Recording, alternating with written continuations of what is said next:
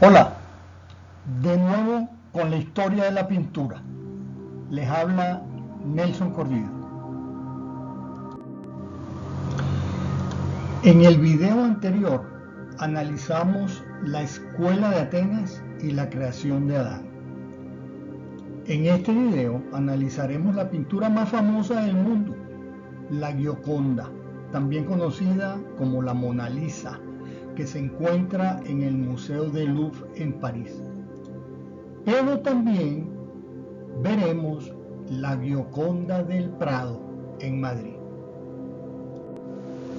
Para ello, abandonamos Roma y nos dirigimos de nuevo a París, al Louvre, para ver la conocida obra de Leonardo. La primera sorpresa que encontramos es que es dificilísimo acercarse a la pintura. Un verdadero enjambre de personas la rodean. Más que para admirarla, para tomarle una fotografía con el celular y poder mostrarla en sus redes sociales y decir yo estuve allí. Cuando tuve la oportunidad de verla hace más de 20 años, no era así. Podías aproximarte bastante y quedarte un rato disfrutándola. ¿Por qué este enorme interés en esta pintura? ¿Es realmente tan especial o está sobrevalorada? Trataré de explicarlo en los próximos minutos. Pero antes veamos algunos detalles de la pintura. Leonardo da Vinci realizó 4 pinturas femeninas. 3 de ellas, Ginebra de Benci, la Dama del Armiño y la Bella Ferronieri, fueron tratadas en el video número 5. Si no lo has visto, puedes hacerlo entrando en el enlace que aparece arriba a la derecha. En este video analizaremos la cuarta de esta serie de pinturas. La Gioconda, también conocida como la Mona Lisa. Es un óleo sobre tabla de 53 centímetros por 73 centímetros, pintado entre 1503 y 1519, y es sin duda la joya de las colecciones del Louvre. Lisa está sentada con el cuerpo orientado hacia la izquierda, pero gira la cabeza hacia nosotros. Las manos apoyadas en el brazo del sillón, la derecha sobre la izquierda, un gesto que representa decencia y castidad. La irregularidad de la posición de los dedos de la mano izquierda luce tan natural que da la impresión que cambiará de postura de un momento a otro. La composición es triangular o piramidal. Lisa está bien vestida, pero sin alarde de joyas ni riqueza. El paisaje, más fantasioso que real, es típico de Leonardo. Pero quizás lo más llamativo es la esquiva expresión del rostro. Imposible saber qué pasa por su cabeza. ¿Acaso sabe algo que nosotros desconocemos? ¿Se burla de nosotros o intenta flirtear con el espectador? La extraña sonrisa desaparece si la miramos fijamente por un rato. Esto sucede por la técnica del esfumato que empleó el pintor, que al dejar indefinidos los bordes de los labios y los ojos, nos obliga a completar la imagen. El esfumato es una técnica muy característica de Leonardo en su época de madurez, que consiste en aumentar varias capas de pintura extremadamente delicadas, proporcionando a la composición unos contornos imprecisos, así como un aspecto de antigüedad y lejanía. Al final, no queda en el cuadro el mínimo como trazo de pincel. Observen los bordes imprecisos de la boca o el rostro. La fama de esta pintura no se basa únicamente en la técnica empleada o en su belleza, sino también en los misterios que la rodean. ¿Quién era la mujer del cuadro? ¿Era la esposa de Francesco Bartolomé del Giocondo? ¿O era la amante de Leonardo? ¿O era un joven vestido de mujer? ¿O una cortesana? Ese misterio de su sonrisa, ¿está sonriendo o es un gesto de amargura? La forma de sus labios y sonrisa varían de acuerdo al ángulo en que se mire. Su mirada. Se dice que te mira desde cualquier ángulo, es decir, la mirada de la Gioconda te sigue. En realidad, cualquier buena pintura donde el personaje mire al espectador va a tener un efecto similar. Las manos.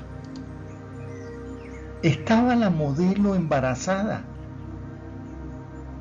y sus manos lo ocultan. ¿Es el mejor retrato del Renacimiento? Creo que es difícil apoyar esta afirmación.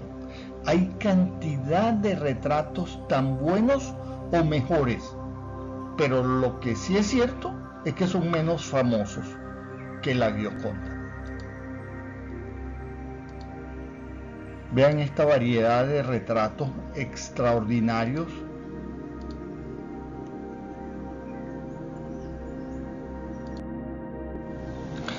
¿Y por qué es tan famosa? La principal razón de la fama de la Gioconda se debe a una, entre paréntesis, estrategia de mercado brutal, para usar una palabra de los millennials. Esta agresiva campaña de publicidad comenzó por casualidad, porque el 21 de agosto de 1911 la Mona Lisa fue robada del Louvre. Sí, robada. Vean la fotografía que muestra el lugar donde estaba ubicado el cuadro.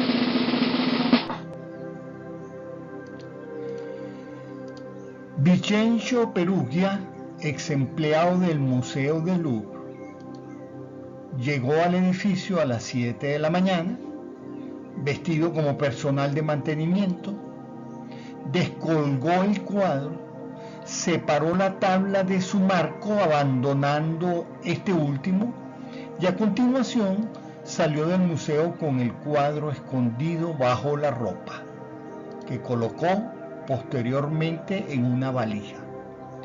Cuando poco después el pintor Louis Béraud entró en la sala para ver el cuadro, notó su ausencia y avisó a las autoridades. El museo permaneció cerrado durante una semana para proceder a la investigación. El cuadro estuvo desaparecido 2 años aproximadamente y durante ese tiempo aparecían artículos en los periódicos de todo el mundo. Inclusive el poeta Apollinaire estuvo una semana preso por sospechoso. El propio Pablo Picasso estuvo a punto de ir a prisión por sospechoso. Luego, cuando el cuadro es recuperado y regresa al museo, todo el mundo quería verlo y tener una fotografía o una postal de ese cuadro. Marcel Duchamp, considerado uno de los artistas más influyentes del siglo XX, pintó en 1919 una parodia dadaísta de la Mona Lisa, luciendo bigote y chiva y con una inscripción. Esta obra aparece en los libros de historia y en las páginas web y contribuye a que la Gioconda sea más famosa. Pero luego Salvador Dalí pintó su retrato sobre el paisaje de fondo de la obra de Leonardo a manera de ridiculización, contribuyendo a su vez a la fama de la pintura.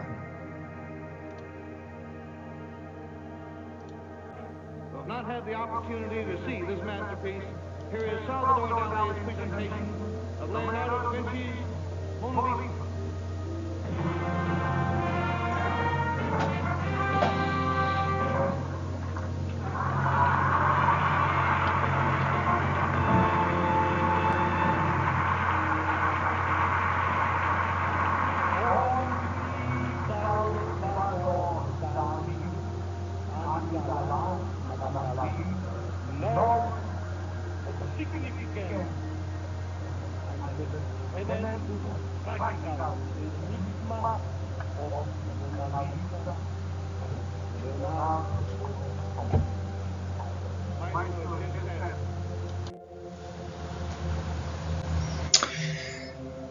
Bueno, se ha hecho teatro, cine, libros y por supuesto memes, cantidades de memes sobre la Gioconda. Todas estas cosas han hecho que este cuadro sea muy conocido. Esta vieja fotografía no es del Louvre, sino del Museo del Prado. El cuadro señalado en el círculo rojo es la copia más temprana que se conoce de la Gioconda. Durante los siglos XIX y XX estaba habitualmente colgado en las salas del Museo del Prado al lado de obras maestras de Rafael Andrea del Sarto o de la Anunciación de Fra Angelico. Algunos visitantes preguntaban por su ubicación a los empleados de la institución. Incluso cuando por alguna circunstancia se había guardado, llegaban al museo cartas preguntando por el paradero de la Mona Lisa del Prado. La Gioconda del Prado es un óleo sobre tabla de 57 por 76 centímetros, casi el mismo tamaño de la Gioconda del Louvre, pintado entre 1503 y 1519. La obra repite de manera muy precisa el cuadro de la Gioconda, la obra maestra de Leonardo que acabamos de ver, conservada en el Museo del Louvre. Además, presenta la peculiaridad de que fue realizada de forma simultánea al original por uno de los alumnos del maestro, siguiendo el mismo proceso de elaboración y bajo la supervisión y posible intervención del propio Leonardo. Aquí no se emplea el esfumato, la pincelada es más lineal y compacta. Hace escasos años, mediante una reflectografía infrarroja y una radiografía, se descubrió que la que se suponía era una copia de la famosa obra de Leonardo da Vinci, pero sobre fondo negro, en realidad tenía el mismo paisaje que la del Louvre. Una cuidadosa restauración redescubrió en el 2012 el fondo original que había permanecido oculto, presumiblemente añadido después de 1750. Pero dejemos que sea Miguel Salomir Faust, jefe del Departamento de Pintura Italiana y Francesa del Museo del Prado, quien nos hable de la obra.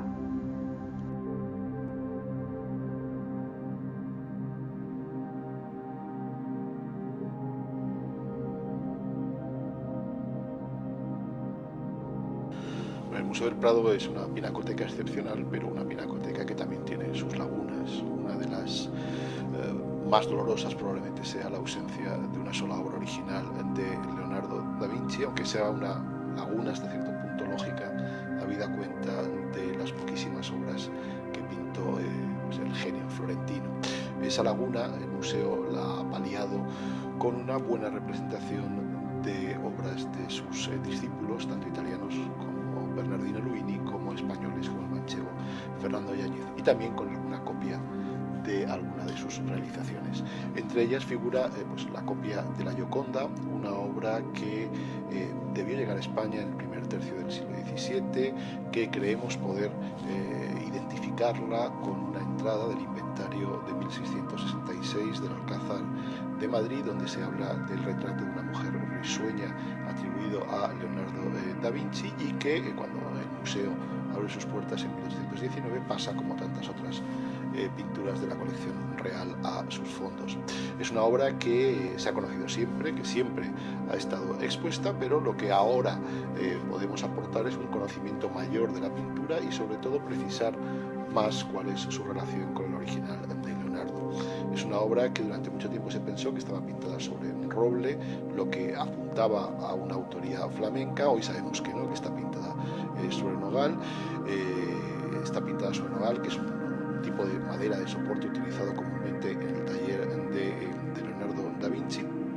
Y este dato, así como otros muchos de carácter técnico, pues son los que nos han llevado a la conclusión de que el cuadro pues es una copia realizada en el taller de Leonardo, en paralelo además a la realización del original. Que Leonardo en su taller realizaba pinturas que sus ayudantes copiaban, pues es algo que se conoce gracias a testimonios contemporáneos. En este caso lo que podemos hacer es añadir a esas fuentes documentales pues fuentes también o evidencias técnicas. Entre los distintos ayudantes de Leonardo, nuestra copia de la Gioconda pues presenta bastantes analogías, tanto en superficie como en su estructura interna, con la obra de Francesco Melzi, que es uno de sus ayudantes más conocidos. La copia, como he dicho antes, siempre se había conocido bien, pero una copia que a cualquiera que la viera pues había tres elementos que claramente la diferenciaban del original en el Museo del Louvre. El primero es de orden estilístico, es decir, el autor de la copia del Museo del Prado pues presenta una caligrafía mucho más lineal, una pincelada más precisa, y no hace gala del famoso esfumato de la obra de madurez de Leonardo. La segunda diferencia es hasta cierto punto casi anecdótica, es el hecho de que nuestra Gioconda tenga cejas, cosa que no aparece en la original del Museo del Louvre. Y la tercera, y sin duda la que más llamaba la atención, era la inexistencia en nuestro cuadro de un paisaje. Este paisaje en realidad sí que existía y es pues, el resultado, si se quiere, más llamativo de la espléndida restauración que ha llevado a cabo Almudena Sánchez. Cuando se estudió la obra a instancias del Museo del Louvre, que la pidió para incluirla en su próxima exposición sobre la Santana, la Virgen y el Niño, pues se hicieron radiografías, reflectografías infrarrojas, apareció el paisaje y apareció también, gracias, o se pudo documentar gracias a análisis de pigmentos, que esa fondo oscuro pues había sido realizado al menos 250 años después de la pintura original, es decir, no antes de 1750, y que además existía una capa intermedia, lo cual pues nos permitió acometer la restauración con mucha más seguridad. El resultado es el que es conocido, con una obra que sin duda ha ganado en cuanto a su contemplación y que además pues me parece que la figura respira ahora como lo hacía antes, y que además presenta un paisaje que es extraordinariamente parecido al de la Gioconda original. ¿Cuál es el valor de la copia? Bueno, pues evidentemente no se trata de una obra maestra, es una obra donde no hay evidencia alguna de una sola pincelada de Leonardo da Vinci, pero sí que es una obra que tiene el valor de, en primer lugar, de invitar a contemplar con nuevos ojos el original, y sobre todo a, como he dicho antes, documentar las prácticas laborales y pictóricas que había en el taller de Leonardo. Si te ha gustado lo que has visto, no olvides darle like, suscríbete y dale a la campanita para que YouTube te avise cuando monte un nuevo video. Continuamos con nuestro recorrido cronológico por la historia de la pintura. Acabamos de analizar la Gioconda en el Louvre y la Gioconda del Prado. Ahora analizaremos el retrato de Bindo Altoviti de Rafael y el lavatorio de Tintorero. Pero eso será en el próximo video, Historia de la pintura número 10, porque esto se terminó.